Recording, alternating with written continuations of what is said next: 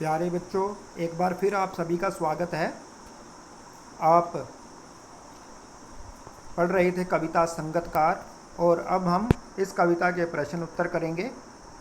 पहला प्रश्न है, संगतकार कविता के से कवि किस प्रकार के व्यक्तियों की ओर संकेत करना चाह रहा है। तो प्यारे बच्चों, संगतकार का अर्थ होता है सह कलाकार।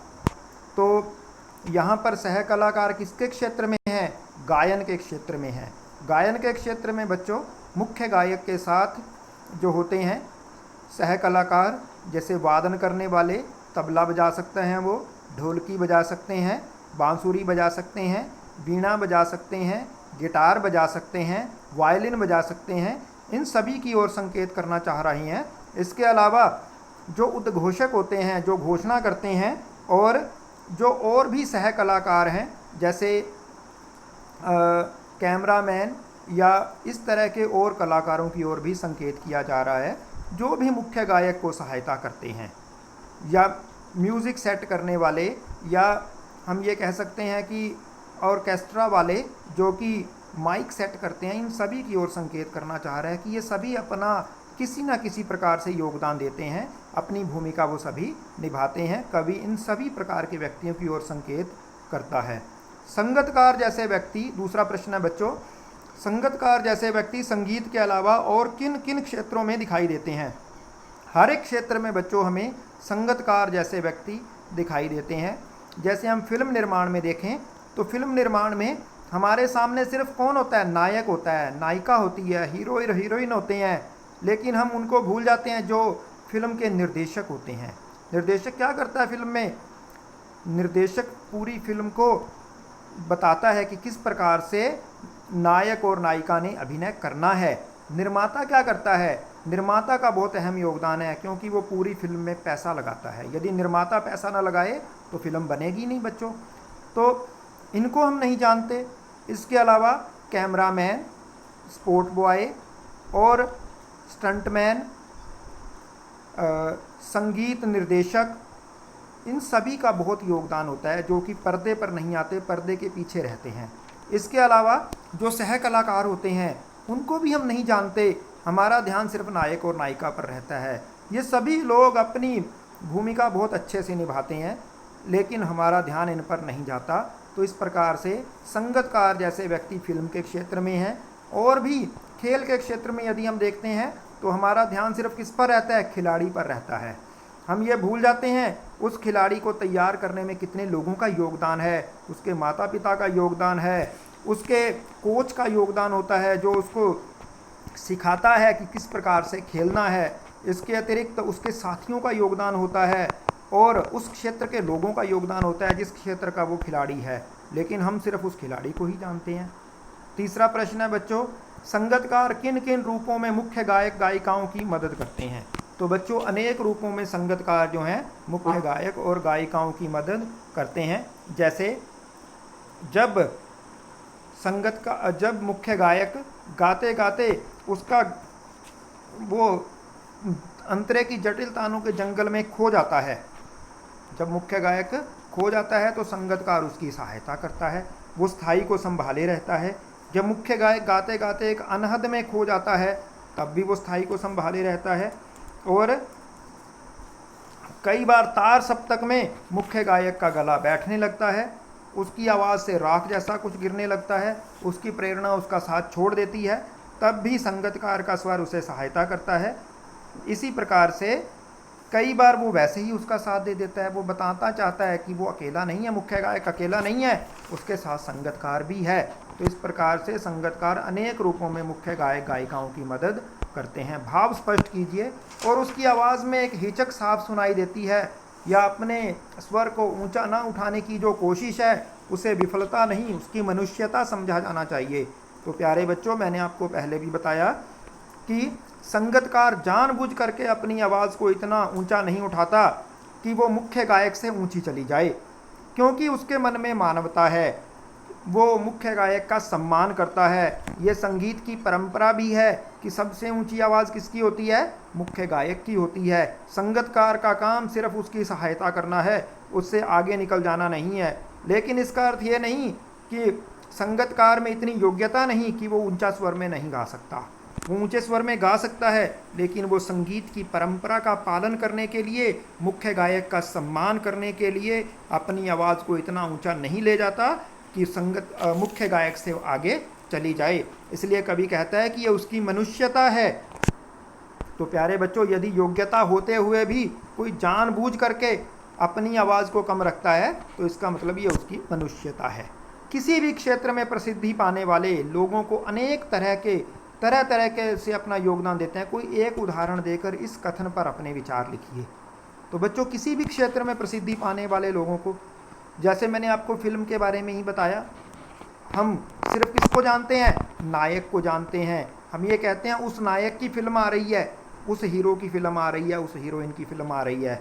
हम कभी ये नहीं देखते कि ये किस निर्माता ने बनाई है, किस निर्देशक ने बनाई है, या इसके म्यूज़िक डायरेक्टर, संगीत निर्देशक कौन है, या इसमें डांस डायरेक्टर कौन है। ये सभी अपना अपना योगदान देते हैं। तो इस तरह से फिल्म के क्षेत्र में तो है ही है। इसके अलावा खेल के क्षेत्र में मैंने आपको बताया, जितने भी कला के हैं, जितने भी विज्ञान के भी हैं, एक मुख्य वैज्ञानिक को हम जानते हैं लेकिन उसकी टीम को नहीं जानते। हम एक मुख्य पत्रकार को टीवी पर देखते हैं, लेकिन हम ये नहीं जानते कि उसके पीछे कितने लोग उसकी सहायता कर रहे हैं उस पत्रकार की, तभी वो टीवी पर अपना प्रोग्राम दे रहा है। तो सभी क्षेत्रों में अपना अपना योगदान देते हैं। हमने आपको एक फिल्म का उदाहरण बताया, आप ये अपने पेपर में लिख सकते हैं। छठा प्रश्न है, कभी कभी तार सप्तक की ऊंचाई पर पहुंचकर मुख्य गायक का स्वर बिखरता नजर आता है, उस समय संगतकार उसे बिखरने से बचा लेता है। इस कथन के आलोक में संगतकार की विशेष भूमिका को स्पष्ट कीजिए। तो बच्चों, जब एक व्यक्ति ऊंचाई पर चला जाता है तो कई बार क्या होता है कि वो थोड़ा सा लापरवाह हो जाता है। ऐसे ही जब तार सप्तक में पहुंच जाता है मुख्य गायक और उसका स्वर कई बार बिखरने लगता है, क्योंकि ऊंची आवाज़ में गाते गाते उसका गला थक जाता है, तो संगतकार जो है वो अपना सहयोग देते हैं, स्थाई को संभाले रखते हैं, उसके आवाज़ को बिखरने से बचाते हैं। तो संगतकार की भूमिका क्या है बच्चों, कि संगतकार मुख्य गायक को सहायता देते हैं, मुख्य गायक का साहस बढ़ाते हैं। वो उसे बताना चाहते हैं कि तुम अकेले नहीं हो, कोई तुम्हारे साथ और भी है।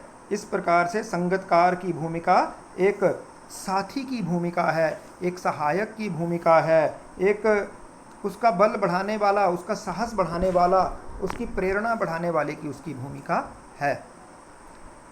सातवां प्रश्न है, सफलता के चरम शिखर पर पहुंचने के दौरान यदि व्यक्ति लड़खड़ाता है तब सहयोगी उसे किस प्रकार संभालते हैं। कई बार व्यक्ति बच्चों क्या होता है, सफलता के चरम शिखर, बहुत ऊंचाई पर जाके लड़खड़ाने लगता है, वो थोड़ा लापरवाह, जैसे मैंने आपको बताया, हो जाता है। उसके सहयोगी क्या करते हैं, उसके सहयोगी उसका उत्साह वर्धन करते हैं, उसका साहस बढ़ाते हैं, उसका उत्साह बढ़ाते हैं, उसको याद दिलाते हैं कि उसने कितने अच्छे अच्छे कार्य किए हैं, उसने अपने क्षेत्र में कितनी अच्छी अच्छी भूमिकाएं निभाई हैं, उसने और भी कितनी मेहनत की है, उसको याद दिलाते हैं। और जो उसने अच्छे कार्य किए हैं, जब वो याद करता है उसका उत्साह बढ़ जाता है और वो फिर से अपने वैसे ही कार्य करने लगता है जैसे वो पहले कर रहा था। रचना और अभिव्यक्ति में देख लेते हैं बच्चों। कल्पना कीजिए कि आपको किसी संगीत या नृत्य समारोह का कार्यक्रम प्रस्तुत करना है, लेकिन आपके सहयोगी किसी कारणवश नहीं पहुंच पाए। अब बच्चों, सभी जगह सहयोगियों की ज़रूरत होती है।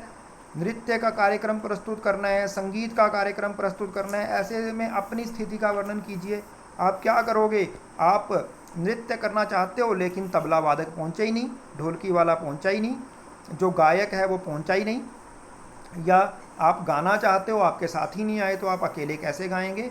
ऐसी परिस्थिति का सामना आप कैसे करेंगे, क्योंकि अकेले मैंने बताया आप कोई व्यक्ति गा नहीं सकता, कोई व्यक्ति नृत्य नहीं कर सकता, सभी को कुछ ना कुछ सहयोगियों की ज़रूरत होती है। तो ये आप अपनी थोड़ी कल्पना का प्रयोग करें और इसको देखें कि आप क्या करेंगे। इसके बाद देखें, आपके विद्यालय में मनाए जाने वाले सांस्कृतिक समारोह में मंच के पीछे काम करने वाले सहयोगियों की भूमिका पर एक अनुच्छेद लिखिए। तो ये आप थोड़ा अपनी कल्पना का प्रयोग करें। आपके विद्यालय में वार्षिकोत्सव होता होगा, उसमें आप अपने उसको ध्यान में रखते हुए कर सकते हैं। किसी भी क्षेत्र में संगतकार की पंक्ति वाले लोग प्रतिभावान होते हुए भी मुख्य या शीर्ष पर क्यों नहीं पहुंच पाते होंगे? तो बच्चों ये प्रश्न महत्वपूर्ण है, क्योंकि संगतकार जैसे लोग प्रतिभावान तो होते हैं, लेकिन कई कारण हो सकते हैं बच्चों कि वे शीर्ष पर नहीं पहुंच पाते। जैसा धनाभाव हो सकता है। धनाभाव का अर्थ होता है बच्चों पैसे की कमी, क्योंकि आजकल कोई भी कार्य करना है तो सबसे पहले क्या चाहिए? उसके लिए पैसा चाहिए आगे बढ़ने के लिए। दूसरा हो सकता है बच्चों कि हो सकता है उसको पूरा मार्गदर्शन ही ना मिला हो। यदि उसको पूरा मार्गदर्शन नहीं मिला तो वो मेहनत करते हुए भी शीर्ष पर नहीं पहुंच पाएगा।